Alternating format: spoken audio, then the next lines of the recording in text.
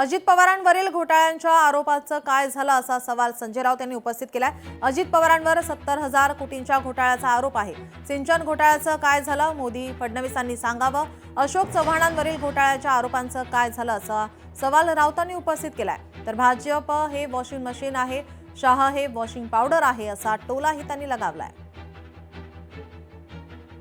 हा प्रश्न संपूर्ण महाराष्ट्राला पडलेला आहे, किंबहुना देशातल्या राजकीय विश्लेषकांना पडलेला आहे की त्या जो आरोप प्रधानमंत्र्यांनी केला त्याचं पुढे काय झालं। अजित पवार यांच्यावरती जो आरोप केला 70,000 कोटी सिंचन घोटाळ्याचा, तो आम्ही केला नाही। गाडीवर पुराव्यांची घोषणा आम्ही केली नाही। देशाचे पंतप्रधान जबाबदारीनं बोलले अजित पवारांच्या सिंचन घोटाळ्यावर, आणि पुढल्या 8 दिवसामध्ये अजित पवार हे मंत्रिमंडळात आले। त्याच्यामुळे अजित पवारांचा प्रश्न जो आहे हा योग्य आहे, आणि सिंचन घोटाळ्याचं काय झालं आरोपाचं याचं उत्तर देवेंद्र फडणवीस यांनी दिलं पाहिजे, आणि देशाच्या प्रधानमंत्र्यांनी दिलं पाहिजे। ते अशोक चव्हाण पुढल्या 72 तासामध्ये भारतीय जनता पक्षात वाजत गाजत आले। त्याच्यामुळे अशोक चव्हाणांना सुद्धा प्रश्न विचारण्याचा अधिकार आहे की आदर्श घोटाळ्याचं जे प्रधानमंत्र्यांनी किंवा सरकारनं जी श्वेतपत्रिका काढली त्याचं काय झालं। असे अनेक प्रश्न आहेत, असे अनेक प्रश्न विचारता येतील भारतीय जनता पक्षाला। भारतीय जनता पक्षाचा चेहरा वेगळा, मुखवटा वेगळा आहे। हे मुखवट्यावर चाललेलं सरकार आहे। अनेक भ्रष्टाचार,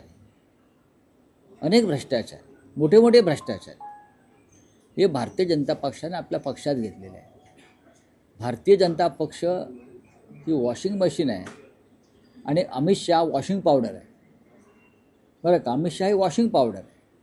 वॉशिंग मशीनमध्ये घालायचं आणि अमित शहाची वॉशिंग पावडरात टाकायचे का सगळं स्वच्छ होतं।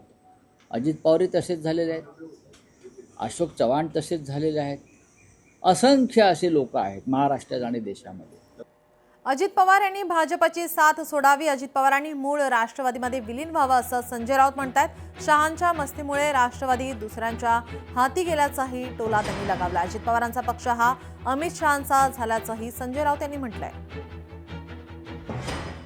अजित पवारांनी भारतीय जनता पक्षाची साथ सोडावी आणि मूळ राष्ट्रवादी पक्षात विलीन व्हावं। अमित शहानं दिलेला पक्ष त्यांच्या हातात तो मूळ राष्ट्रवादी नाही हे त्यांनाही माहिती आहे।